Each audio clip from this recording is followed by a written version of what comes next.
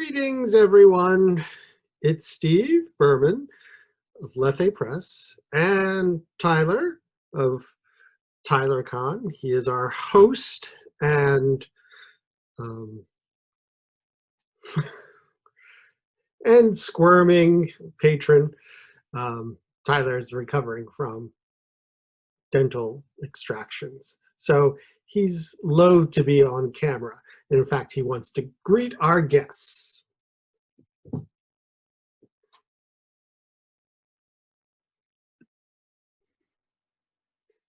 All right. Hello to my wonderful guests on this TylerCon panel on dark and fantastical writing. As I mentioned earlier, I'm the host, Steve Berman, and today I will be drinking what says truth serum, but I hope it's rum, in my coffee since it's a little early. So, meanwhile, let's have our panelists introduce themselves. First, how about Craig? Please go. I'm Craig Laurance Gidney. I am a 3-time Lammy nominee. And my latest book that will probably lose is A Spectral Hue. And I've also been published by Steve Berman, my first book, Sea Swallow Me, which has a lovely new cover, which I don't have around at the moment. You won what was it, the Moonbeam? Yes, that's for children's books. Right. It was a young adult novel in the urban fiction section. And it's like my only non-fantastic book. All right. James. Hello, hi. Oh, my intro. Yes. I mean, I can come up with you. James Bennett has a long... I'm used to input. No, okay, I write horror and fantasy. Also being published by Steve back in the day in Icarus magazine. Some of my early kind of stories, I think I got 2 or 3 in there. These days, I've been writing fantasy, so I write the Ben Garstin novels from Orbit Books. I don't actually have a copy, I just have something on my Kindle. And they came out, I think the last one came out a year ago. And since then, yeah, just writing dark fantasy, a couple of horror stories, I think. I did one for Ginger Nuts of Horror, like LGBT plus kind of special. And I'm working on a fantasy novel, and that's it, really. All right, Mike. Oh, come to me right when I'm about to drink. Exactly. Well, I thought that was all the time. It is all the time. Well, there's nothing else to do now that we're locked inside. I'm Mike Ford. I've written a lot of books for both young people and adults. My book with Lethe is Lily, which was a Shirley Jackson Award finalist. And a Bram Stoker. No, it was a preliminary ballot title, but it was not a finalist. It was a Lambda Literary Award finalist and a Tiptree Award honor list title, which they've now renamed Otherwise. Yes. Mostly what I do now is books for younger readers. And this is my newest series called Frightville from Scholastic, which super great fun with the virus, because of course now schools are all shut down and books are coming out just in time for nobody to read them. Oh, so that's really a lot. That's super great. Is there anything in that coffee? Is it just coffee? It's tea. Tea? Yeah. No one on this panel probably drinks tea. I'm alternating. I drink tea. I know, because you're British. I'm British. I need it. It's like oxygen. All right, and speaking of British oxygen, the UK version of Oprah is Matthew Bright. Please. I'll take that, I think. So yeah, I'm Matthew Bright. My collection is out through Lethe at the moment. It is also a Lambda finalist. Woo! Technically up against Craig, I think, in the same category, which is Stories to Sing in the Dark, which is mostly all kind of dark fantasy or magic realist stories, all kind of with queer characters or queer themes, which was slightly accidental. I kind of blame Steve. I didn't really write queer fiction until I met Steve. I'd like to think that I I just do. started and kept going, and now I've got a niche. I do bring out the Does that. gay in people. In fact, Mm. I don't believe that you were even gay until it came to me. I brought you out.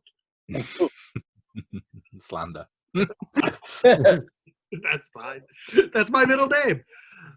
Well, and it just so happens that we all are gay, or at least enjoy the company of men. Well, I don't know how we want to define ourselves, but even Mike. So Victorian, enjoy the company of men. It's like, That's yeah, for the picnic. That's it, now and again on a Tuesday. Yeah, I like it on any day that ends in Y. So yeah. All Why is normally the question. Right. so let's get to some of Tyler's questions for the panel. Who is Tyler? That's what I What? was just thinking. Who is Tyler? Oh, now you've done it. What? What? Tyler is our host. He is the I'm his valet. He is the feline overlord, the current. Oh, he's Oh, okay. You know, I think that I'd have to get off here. I think that we don't like to use the C word too much.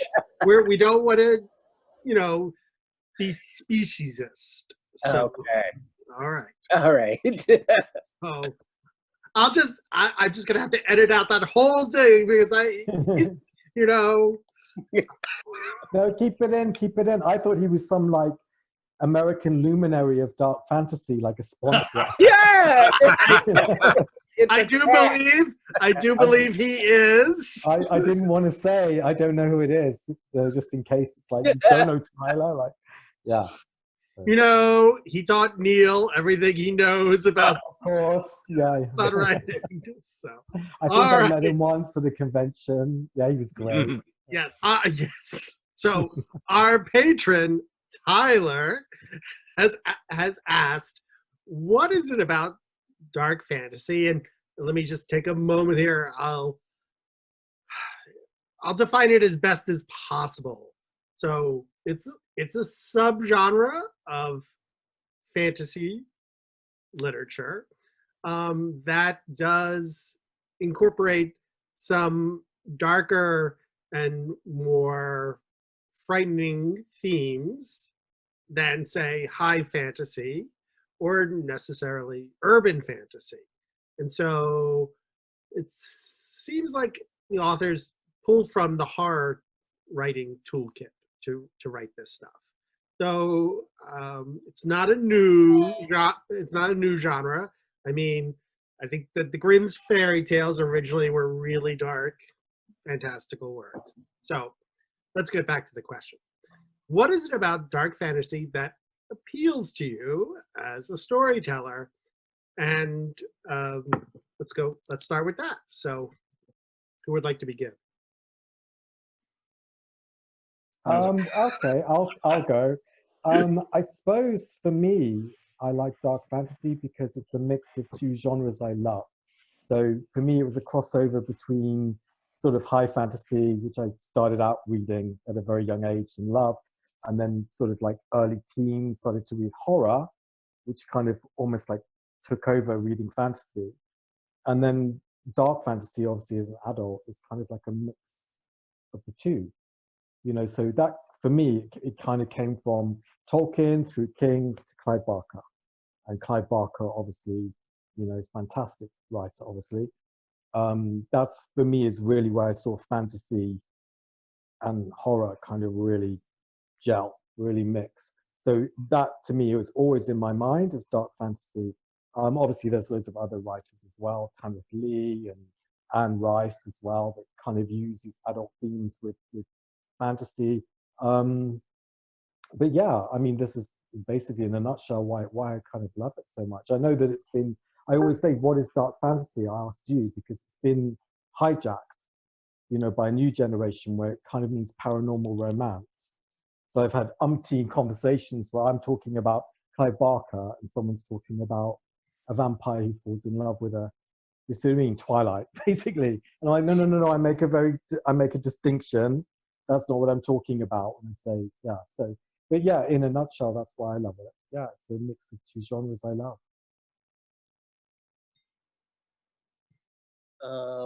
I always thought that dark fantasy just meant fantasy with black people, but no, dark fantasy. Really? Well, I have to. No. I don't even want to know what you thought high fantasy then was. That's Well, that that was no. But I believe dark fantasy, what drew me to it before it even had a name, was the fact that a lot of high fantasy could be whimsical, and dark fantasy sort of yanked the whimsy out. And my interest in magic in general is that it's more of it's something that you draw on that is chaotic. And it's not neither good nor bad, but it's chaotic. And so that's the sort of thing that drew me to it.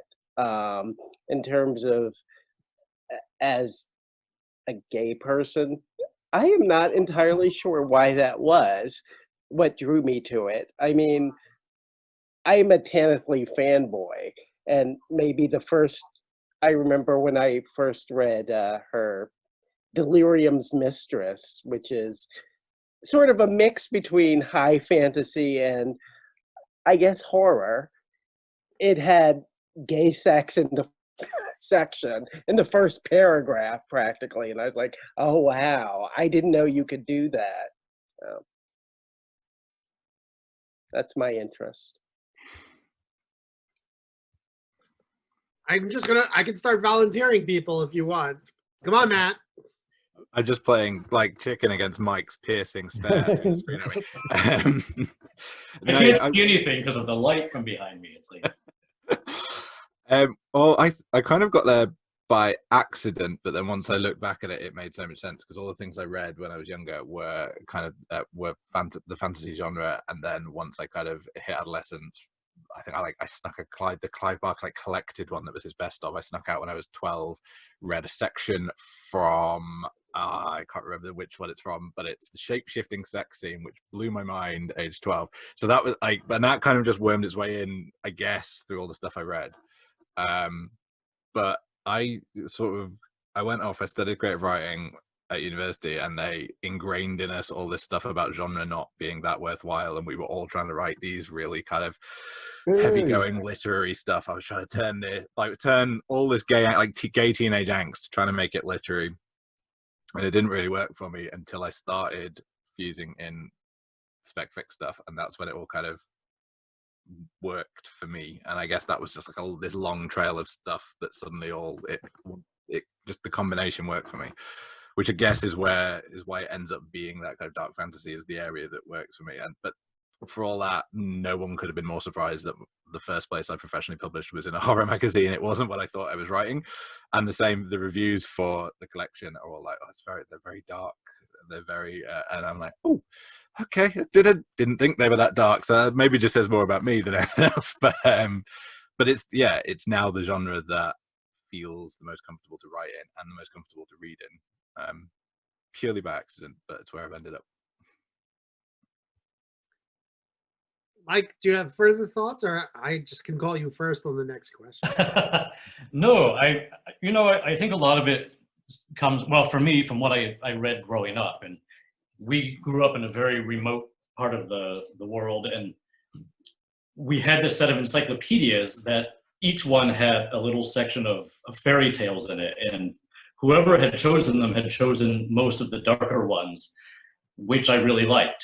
And then probably the single greatest influence on me becoming a writer was Tove Jansson and her Moomin books, which seem very happy and light on the surface, but when you actually look at them are extremely dark. And I loved that because I had never seen it before in children's books. And shortly after that, I discovered Shirley Jackson, and that cemented it. And it's just been a progression from there. From there, it was Flannery O'Connor and Carson McCullers and Angela Carter. So it was a history of these women writing dark fantasy or fantasy-ish stories that I just found really the most interesting. And when I started my writing career, I wanted to write horror. And unfortunately, it was the end of the Goosebumps era when they were no longer selling. And so publishers didn't want that. And they asked me to write funny things. And I became the funny guy, which delights me to no end because it's really not me at all. Oh, please, you have a terrific sense of humor. Well, but I people who read my stuff now go back and they're like, you have 5 Lambda literary nominations in humor. How did that happen? But it's like Shirley Jackson. Shirley made the bulk of her living writing her silly little family stories for the ladies' magazines, and she hated them, but they were hysterically funny. And that's a little bit like what I did too at the beginning. And now, fortunately, at least in YA and middle grade, horror is coming back, which yay for me, because 30 years after I started my career, they're finally letting me write what I like to. One of my favorite Michael Thomas Ford jokes is Mike and I, we often come up with ideas for anthologies, and I have since done this with Matt. So my favorite is the anthology Around the Corner the Fudge is Made. Yeah, I've always wanted to do a middle grade novel called Around the Corner Fudge is Made. And periodically periodically I'll pitch it to an editor just to see what their expression is, because that's how I know whether I could work with them or not. And because of you, I played the game with Matt about coming up with the most ridiculous ideas for anthology titles, and thus his seed came up with, and look what happened. And it won a Lammy Award. So yes. So I want to touch on something that Craig said, and you, all of you sort of hinted at this, and I think this is really a fascinating concept. It sounds like we all, fantasy was very accessible to us, fantasy stories, when we were kids. But the interesting thing is, fantasy, when we read it, was very rare. Like, certainly I don't remember gay characters in a fantasy novel until I was probably high school, college, and I came across like Mercedes Lackey, and I came across the Rose of the Prophet trilogy. But before that, there was no gay people that I saw in the books, like at my Walden Books or Barnes and Noble bookstore, etc. And I'm sure that Craig would also touch that there was probably, other than, yes, Ursula Le Guin, there were very few people of color in these books. And then we discovered horror, and in horror, a lot of times you were encouraged to write queer characters. They weren't always positive portrayals. I mean, certainly like Stephen King's early work, the gay characters are all sort of, they're morally suspect, if not bankrupt. And they're easy victims. But I think it's interesting that we could not find things that appealed to a missing part of ourselves, and we found them. What other field did we find them in? We found them in horror. And dark fantasy these days, I think, is at the forefront of queer speculative fiction. I mean, am I wrong? Am I right? No, you're right. I distinctly remember the very first time I saw a gay person in a story. It was in an Elizabeth Lynn novel, and I can't remember the title. Watchtower or something tower. And it was very subtle. It was about people were all at this dinner, and then it was time to go to bed. And she said something about they left the rooms in twos and threes, men with men and women with women, and some in between. I mean, it was something like that. But it was Yeah, very it was the Watchtower, quick. I think. The Watchtower, and I thought, oh, there are more people than me. I mean, how I grew up, very remote, and I didn't know any other gay people. But that's the very first time I remember thinking, oh, we are a species. Like, there's not just one of me. I don't think she did a lot more with that, actually. After that, I don't really remember. But that was it. I mean, apart from the Gordon Merrick novels I stumbled upon at Walden Books, that was it. Well, there's an interesting story about the Walden Books, is that they actually banned gay content purposely. And I Wow. learned this because I was a student of Samuel R. Delaney, and he told me when Tanith Lee died, he commented and said, "Oh, both her and I were banned from those mall bookstores for years." So it was not. It might have been written, but it wasn't distributed at all. My interest into sort of gay speculative fiction actually came from reading my brother's version of Dahlgren when I was 10. And I would flip through it and I'd be like, oh my God, I can't believe this. And it sort of shocked me that a lot of fantasy just didn't go where it needed to go, you know? And I think that you can make an argument that Dahlgren, for all of its science fictional thing, kind of has a fantasy element to it. No, that's where my beginnings were.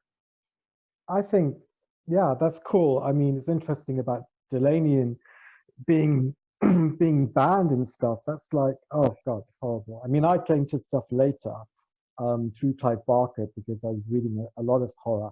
I do remember the scene reading It, I think I was about 14, where, you know, two of the characters kind of engage in gay sex, but it's framed in a very, like, by today's standards, it's very questionable. It's like, this is wrong.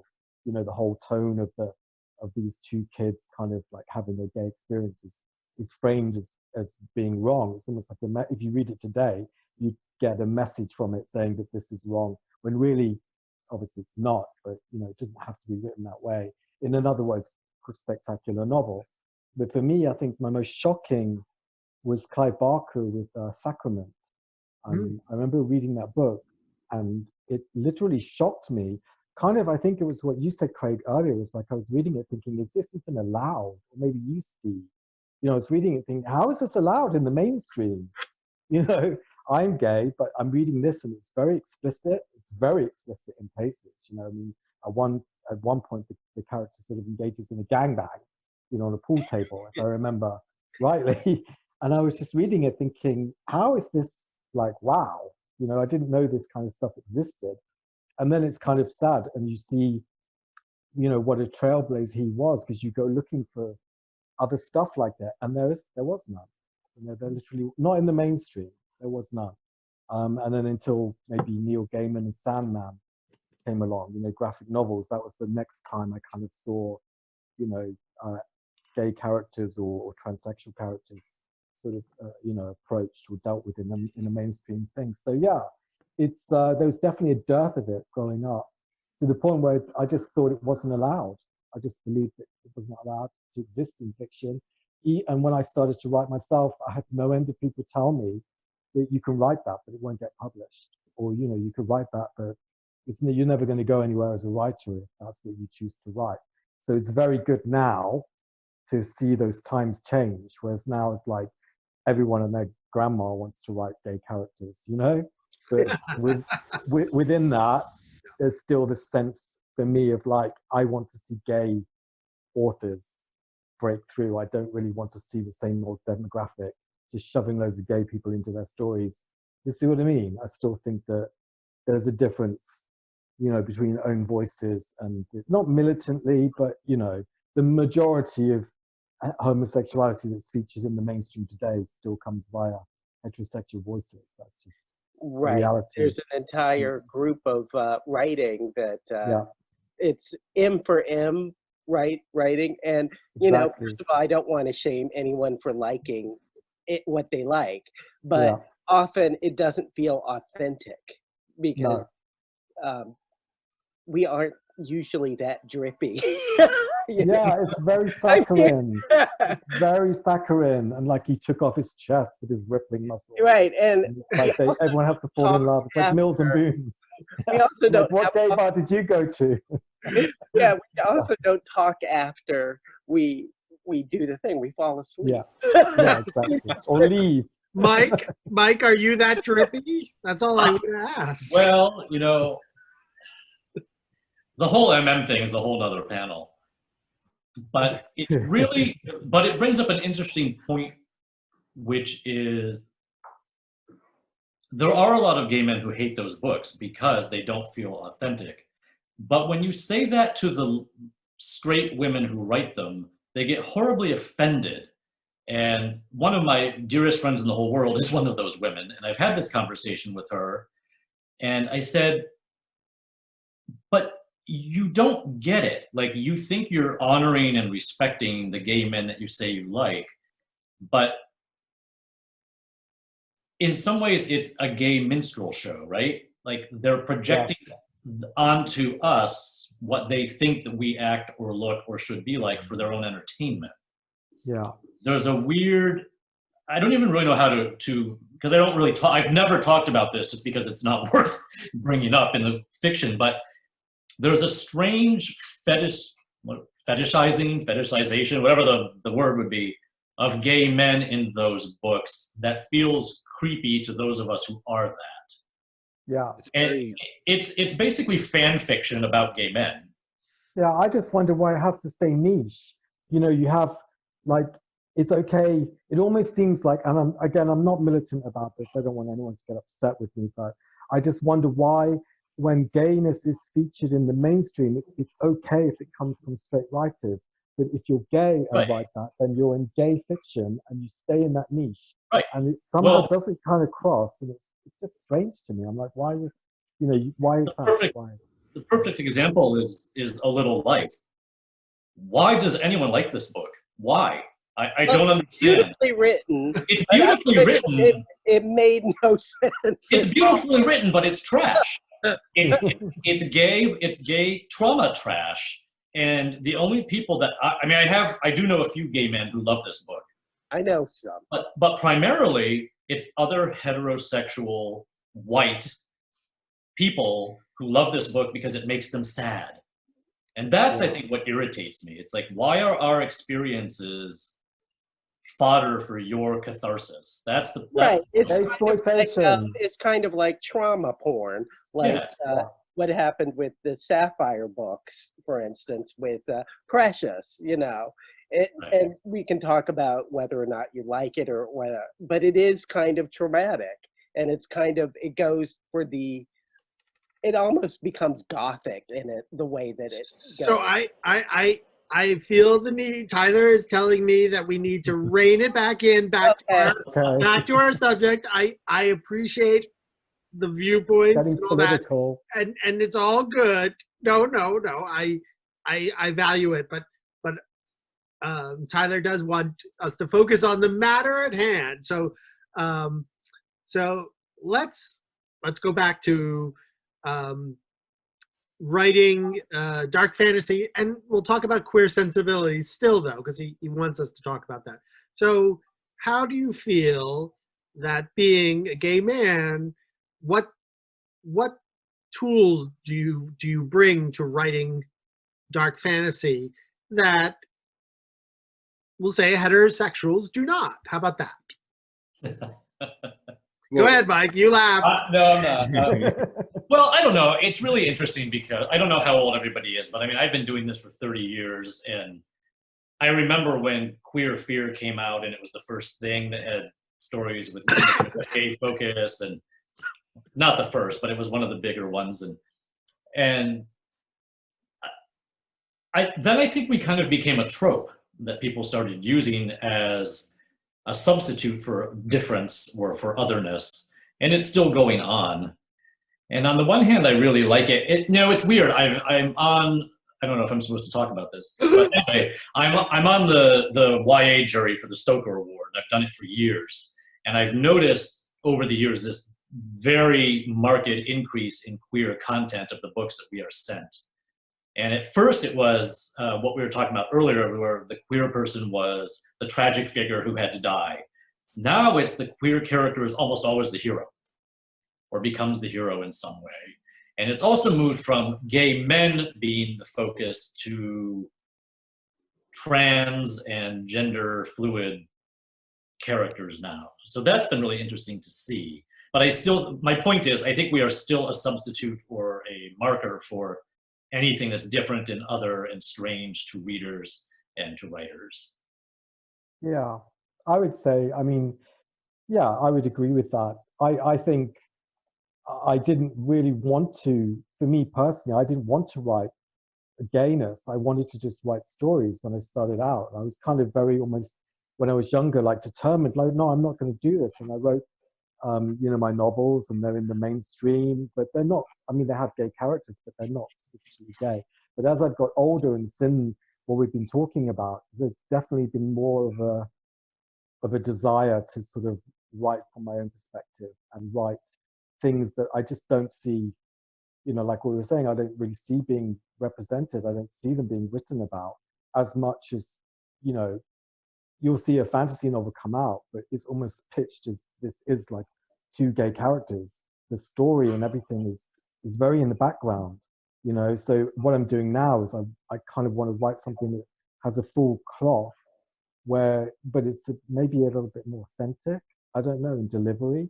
I think when you're gay and you write gay, you have a lot more freedom. The characters don't have to be quite so shiny. They don't have to be the hero, because no one's going to come at you and say, you're not representing that right, because you're right. This is who I am. So I guess there's a freedom in that. So I guess the tools that I would bring to it writing is just that, really, a desire to want to express myself and my experience in a way that's not fetishizing, as you put it. It's not gay exploitation. It's not like, hey, and you'd be surprised that it's kind of, you meet a lot of resistance to that. I do anyway, and I find that quite strange. I've sat in the audience at panels watching straight men discuss gays in fiction, being literally like, why was I not asked on this panel? Seeing as I'm literally the only gay person in the room. You see what I mean? I don't understand. And that's happened less as time's gone on, but it's definitely existent. It's almost like a prize that people want to hang on to. So yeah, I want to release a book that's not kind of like, this is a gay book from a gay person. It's just a good solid story that kind of delivers that, almost that people wouldn't notice, rather than fetishizing and saying, oh, look, But yeah, that's my take. Matt, I'm looking at you. Well, I think where this kind of dovetails with our diversion earlier, the fetishization around that is sometimes around the sanitization of it. This idea that the queer characters should now just be like everyone else because that's what we've achieved, and that is a really positive thing by itself. But what's always appealed to me is that sense of the other, the fact that our heritage is complicated, our heritage is often quite dark, and you can't escape from that, but you can tell those stories, you can utilize those in stories in a way that is interesting and isn't just, oh, the poor miserable gays. And yeah, for me is kind of that's how my fiction tends to come out. The stories that are in the Stories to Sing in the Dark are all kind of reclaiming gay tropes or playing with things like the way that gay stories have been told in the past and things like that. And because you get to put the fantastical element in it, you get to break the rules around it, so you can do whatever you want with it, and that's why they fuse together well for me. And I think that's why not coming from that from a straight perspective for me works there. And it's really hard to kind of articulate it because it doesn't feel like something that's explicit, or that I would sit down and go, right, I'm going to tell this story from a queer perspective. It's just natural. That's how it happens, because that's the perspective I'm coming at things from all the time. And I'm fascinated by queer stories and the ability to put them into narratives that they haven't had the chance to flourish in that. But with that crucial thing of, you don't have to clean it up, you don't have to make them everything happy, you don't have to make everything smooth, you know, we have the freedom to still tell queer stories in any way that we want, because we can do it with authenticity. Hopefully, at least you can aim for authenticity, but you've got that perspective to come at it from. And I guess that's, I mean, you know,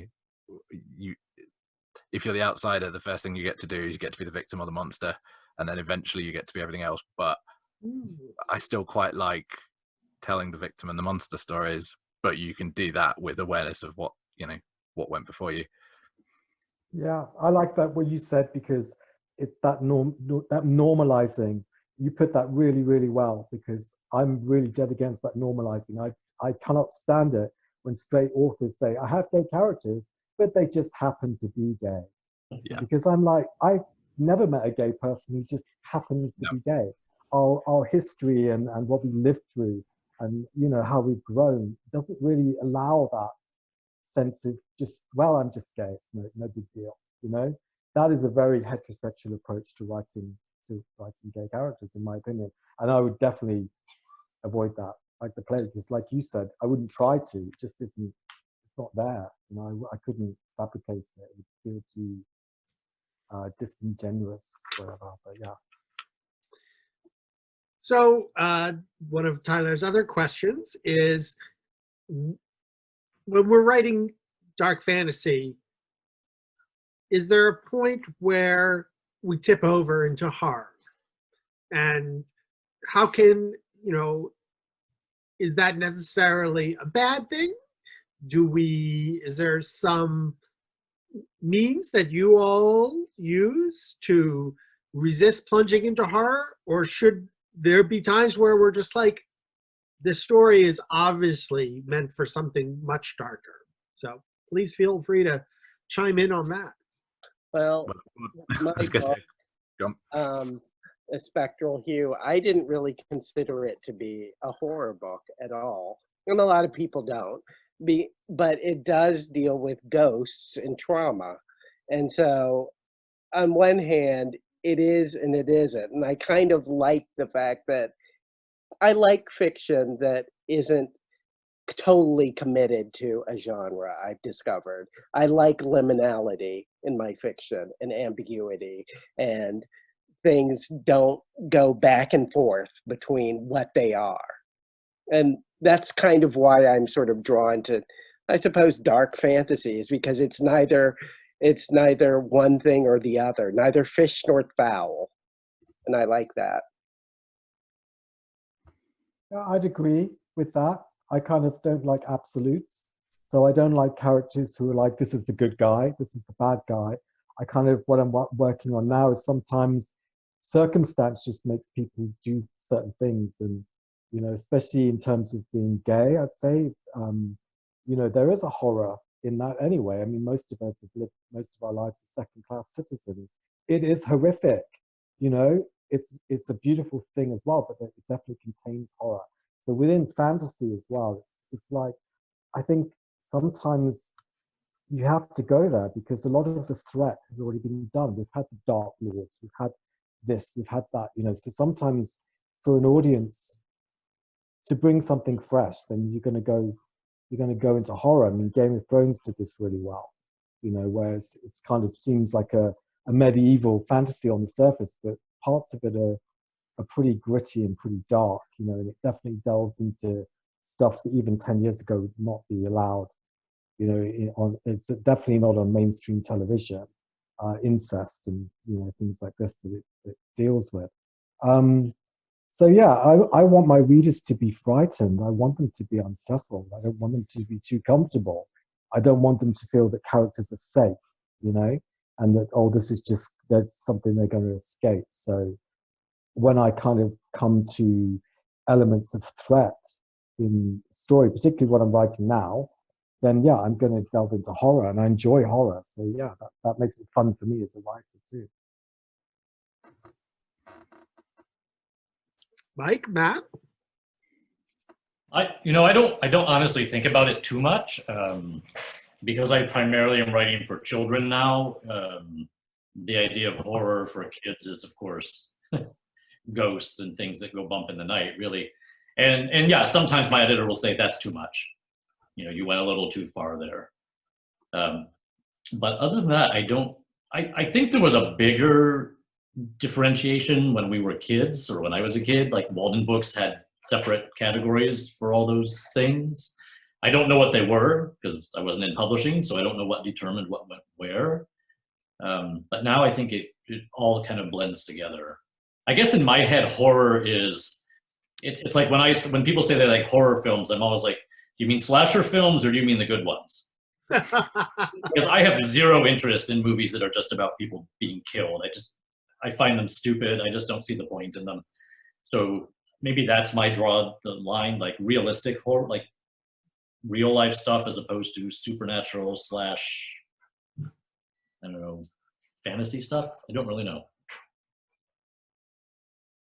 Well, in terms of reining back from going into horror or the line, judging by the reviews, apparently I don't notice when I'm going over it. That's true. I can say for a fact that Matt never knows when he crosses the line. I think I was kind of thinking, and I've literally kind of only really just formulated this into a cogent thought as we were talking, but actually all the kind of stories I've written, there's all kind of shades of fantasy and dark fantasy and magic realism, but the horror is always the human stuff. So there's the supernatural elements, but the horror things that are in there are what the humans end up doing to each other, not the fantasy elements, which I think is, I don't know what it is, but it's what I write apparently. I've only really formulated that together as we were just talking then. Well, there's that fact that, for instance, in Carrie by Stephen King, the horror was the mother. I mean, Carrie was pushed to, she's the worm that turned, but the real horror is how the mother just, ugh. and how her classmates treat her too. Right, I mean, right. Yes, yes.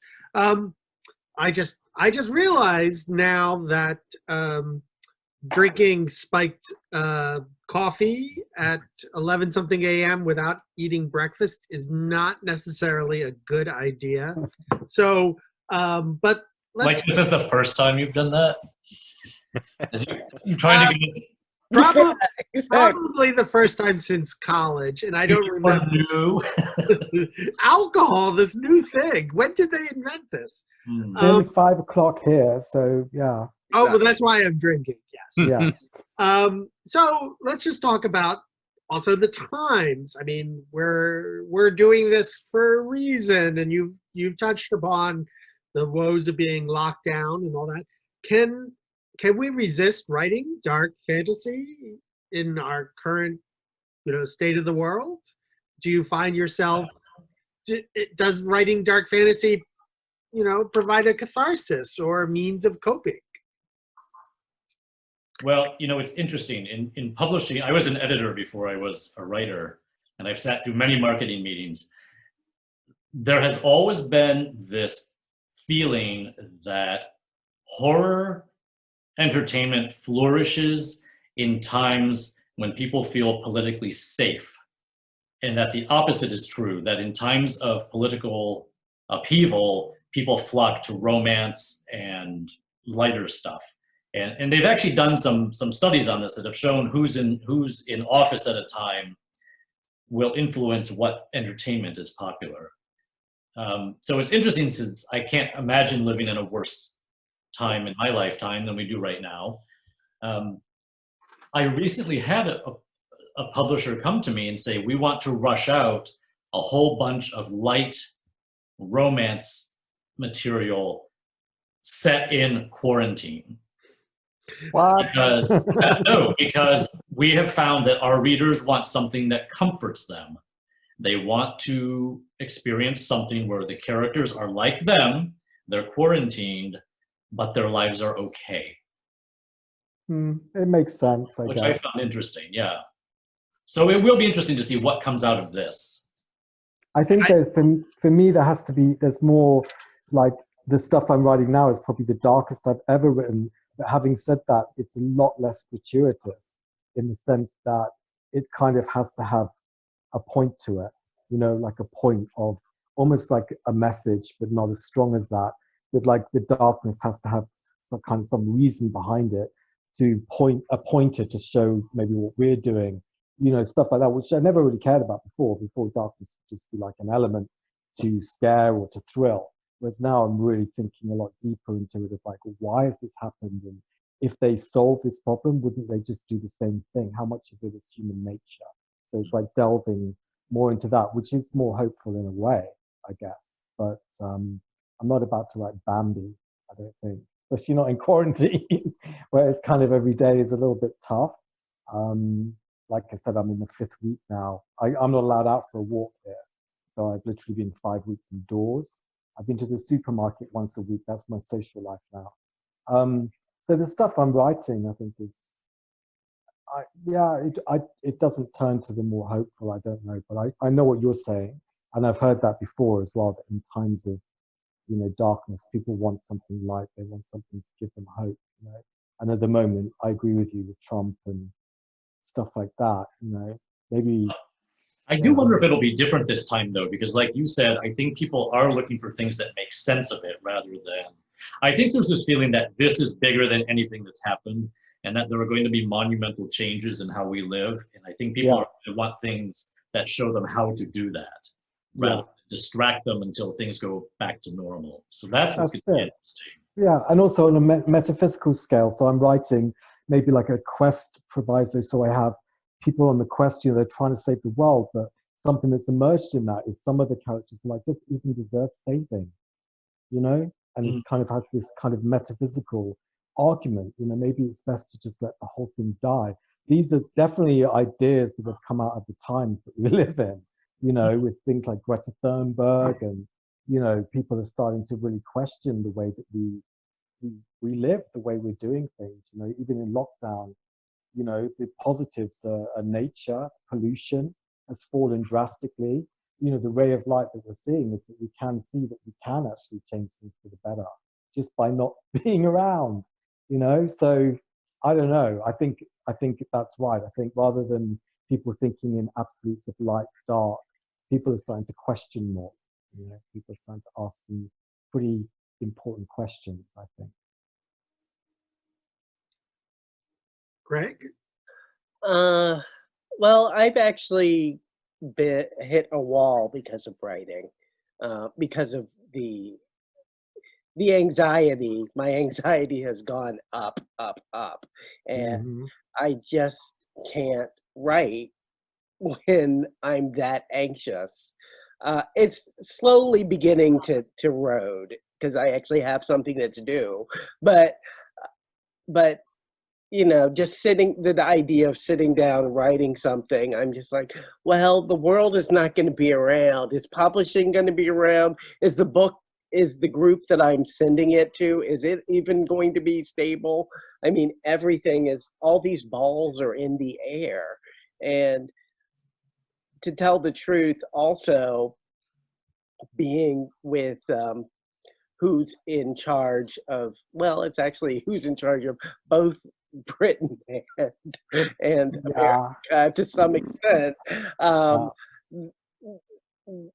These people I could not even dream up someone so soulless who would be like, oh, well, how's my Facebook doing? You know, I'm the most popular. I can't even imagine that. Even, you know, with the one we had before, Bush, at least he was like a human. These are not, these are sociopaths, and I just can't get my head around it. And I can't write because of that. Matt?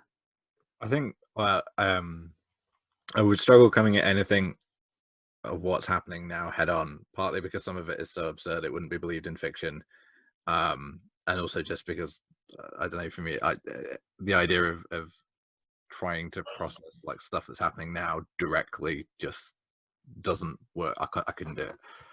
Like the the novel I'm working on at the minute, the section I was supposed to be working on before all this kicked off was a section in which a found family, a group of friends who've been together for years and years of their life. It's the last day before the end of the world, and I was like, yeah, I'm maybe not going to write that one right now. That doesn't feel like the right thing to be working on. That's not helping me. But the one thing that has fascinated me is the idea, because there's been lots of talk around pandemic narratives and all the films and the books and things, and whether we should read them or shouldn't read them, and whether they will be comforting to people or not. And I just think from a queer perspective, it's just interesting to see how the narratives around it are completely different to HIV epidemic and AIDS epidemic in the past, and the way that the world is handling that and treating it and talking about it, and then probably how we end up writing and talking about it in fiction afterwards will be interesting to see how they compare. And we're only kind of really in the beginning of that, so I don't know what it's going to look like, but I do keep kind of seeing not parallels, it's more the opposite, where there are no parallels to how we're handling this versus the way that we ignored, things in our history. Excellent point. I do know that we're, from a publishing standpoint, we're seeing a resurgence of AIDS memoirs and discussions as people who survived the plague years are conscious of their mortality once again and want to get these stories out. And now that people are viewing HIV differently than they did in the past, so that's an interesting perspective. So finally, the one thing about panels at conventions is there are people often like to attend panels because they want to know what books should they read. And so recommended reads is a vital part of the convention experience. So what I would like is each of my esteemed panelists to give 2 recommendations. One we'll call a classic, and these are titles that I would like, titles that were published, say, 20 years, at least 20 years ago, and then a relatively newer title within the last 20 years. Obviously, I do not request that they be Lethe Press titles. I would like them to be queer speculative fiction, dark fantasy, but they don't have to be. I mean, I don't always read gay books. I, would like to, but obviously I can't, I do find a non-gay book entertaining too. So I'm just gonna ask each panelist in turn. So I'll start with Craig, if that would be okay. Okay, classic. I would say, I'd say actually some of Tanith Lee's retellings of fairy tales, some of which have queer content. She has a beautiful story retelling of Snow White that called Snowdrop, and it's really twisted and dark and lovely and beautiful the way that she wrote. So I would say you can find that in Redder Than Blood. And then for fantasy with queer content, I would say I would look towards Kaya Shante Wilson. Oh, yes, his books. Yes, his books, particularly The Devil That Is America, that is in America, is a, you need to get you need a therapy session after that. And it's definitely horrible. Horror. And it's Kai with Kai. Yes, Kai. Kai Ashante. Yes. Great. James? Yeah, I actually gave this some thought. And interestingly enough, as a classic, I just finished reading Fritz Leiber, I never know how to say it, Our Lady of Darkness. Oh, yes. Which was great dark fantasy, actually. And it really surprised me because it's not a gay book, but it actually does have a gay couple in it, who are kind of featured as side characters without judgment, without, they're just sort of there, which was quite refreshing, I guess, for the time. I think it was 1974. So I'd recommend that because it's a hodgepodge of ideas, blending kind of M.R. James' kind of ghost story with philosophizing about cities and mega cities, and Lovecraft is mentioned, and so all these kind of elements in there, and that would be classic. Something modern is more difficult because, like you, I don't just read fantasy. I tend to read like eclectically, and then to narrow that down, I do read a fantasy, modern fantasy every now and again. But to narrow that down to a modern fantasy that has gay characters in it, it's like eye of the needle stuff. So I'll just go with a fantasy novel that I read probably in the past 2 years that I really loved. That was Uprooted by Naomi Novik, which I thought was really, really great. It's kind of like an old style fantasy, but it's written with a modern sensibility, and it's kind of very dark and strange. And yeah, so those are my two books. Yeah. Did you read Spinning Silver? I did, and I loved it as well. Yeah, Being Jewish, I thought that Spinning Silver was written just for me. And in fact, there is a brief appearance of queer characters in that, and interestingly, they're not. There is, it's again no judgment on both the author's voice and the people involved. You don't see so much homophobia, but anti-Semitism in that book. So. Yeah, there is anti-Semitism. Yeah, but I love both. I'm really looking forward to her new novel as well, because I love the Temeraire books. Obviously, writing about dragons myself. Obviously, I read those books; they were great. But I think she's in a whole different ballpark now with these. And yeah, it's exciting. So yeah, those are my recs. Mike? I am very bad at this because I have a brain like a colander. Like everything just falls out. But the book that I keep going back to during all of this time is Shirley Jackson's The Sundial, which may or may not take place right before the end of the world. And in many ways, I think is one of her best books and is fairly not well known. For current books, again, I can't think of anything with gay content at the moment. But the person you're supposed to say all those books by Steve Berman. Just kidding. I meant it beside. I didn't want to, I didn't want to be accused of nepotism. The person whose work I've really liked the last couple of years is Adam Neville. In his new book, I think it's called The Reddening. I always forget the title. It's something with red in it. Yeah, he's great. Adam is a great writer. Yeah. I love him because he just doesn't give a fuck. Like if you read The Ritual, halfway through the book, you put it down for about 10 minutes and go, were two different books mixed up at the printer? Yeah. And it's really funny when people see the movie and they go, I'm going to go read the book.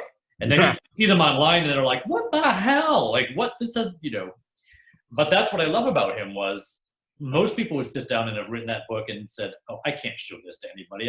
No publisher's going to touch this. He's genuinely unsettling. With Adam, that's one of the things I find is horror. I read horror, a lot of it doesn't actually scare me, but his books are pretty unsettling. You put them down and also go, whoa. Yeah. Most horror, you read it and you're like, okay, that was scary, but you don't remember it 3 days later. True. But I've read books of his where I'm like, what was that noise? Yeah. And the other one is Ramsey Campbell's, is it The Darkest Part of the Woods? Oh, yes. Holly Black stole the title for her book, and I always get them mixed up. I think is it The Darkest Part of the Forest? One is The Darkest Part of the Forest, and one is The Darkest Part of the Woods. I can't remember which is which. And I don't have it here. I'm looking at my bookshelf, and I don't have it. Darkest Part of the Woods is the Ramsey Campbell, and that's the one where they're looking for lost footage of Boris Karloff and Bella. No. All it's about is a forest. No, but I thought that's part of it, is that they're. I don't remember that at all. All I remember is that it's a family, and there's this. Oh no, that's a different book. You're right. Yeah, it's this family, and the father has Alzheimer's, and they keep disappearing into the woods because there's something that's drawing them there, and you never really find out what it is. and it's just about this dread of going into the forest, which I really like. I like one of my favorite books is I really do like Ramsey Campbell, and I think he does a great job with unsettling. And there's the one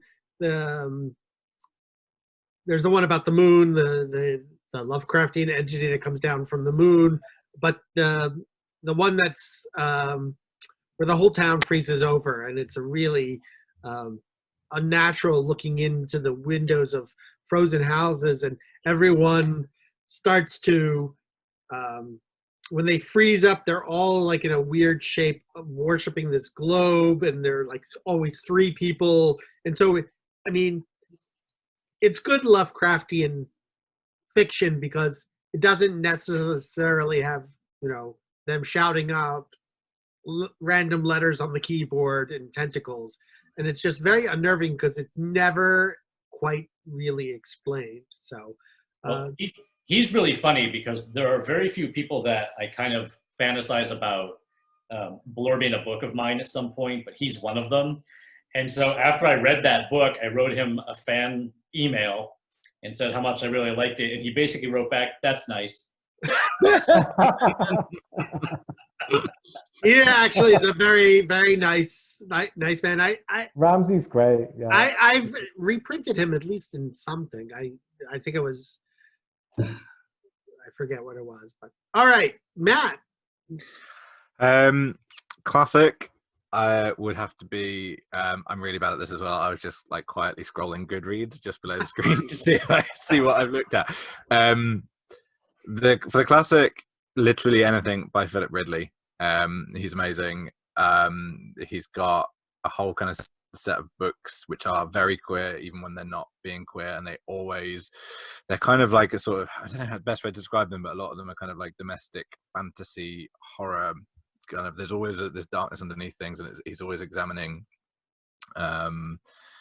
sort of mundane life, but through this kind of crazy magic realist lens as well. But and he's also written a whole series of kind of really crazy, messed up children's books as well, which are really strange to reread as adults because you're like, how did he get these through? Some of them are really dark and really messed up. But the In the Eyes of Mr. Fury is the one I would recommend specifically. It's one of my favorite novels of all time, and Valancourt put out a reprint of it recently that was his kind of extended version, which is normally something I'm not a fan of doing, but it's literally, he's like, this is the book I wish I had the balls to write the first time, and it's superb. So Philip Ridley is a classic. And then something recent I kind of struggle with because I always panic as soon as you say it. So I am going to go the horribly nepotistic route, but genuinely it's a reason, is just the wild stories collections, because they are how I ended up reading and writing queer spec fic. Stop laughing, Steve. And they are a fantastic cross section of the writers that are out there writing queer spec fic and dark fantasy at the minute. So there's so many authors in there that I've discovered through that and read more of their stuff. So the Wild Stories collection and the companion series, whose names have temporarily escaped me because I'm having blind panic at the minute. Heiresses of Russ is the lesbian, and Transcendent is the, which is really funny because I believe that you've helped me on, you know, the production side of these things. So, you know, I'm the one who's halfway drunk, and yet I know these names. So, wonderful. I want to thank all of my guests today for providing some excellent advice, commentary, and recommendations. I hope that we'll get to see you again at TylerCon. I know that unless someone more, you know, impressive comes around, and then we'll bump you off the panel. What is this, ReaderCon? And my next guest will be Rip Taylor, Dr. Joyce Brothers, Neil Gaiman, and Joyce Carol Oates. So let's say our final goodbyes, and any comments. If you don't have anything witty to say, then just keep your mouth shut. So like that's going to happen. All right. Thank you, everyone. Wave to the camera and have Bye. a It's great been fun. day. It's been fun. Ciao. Bye.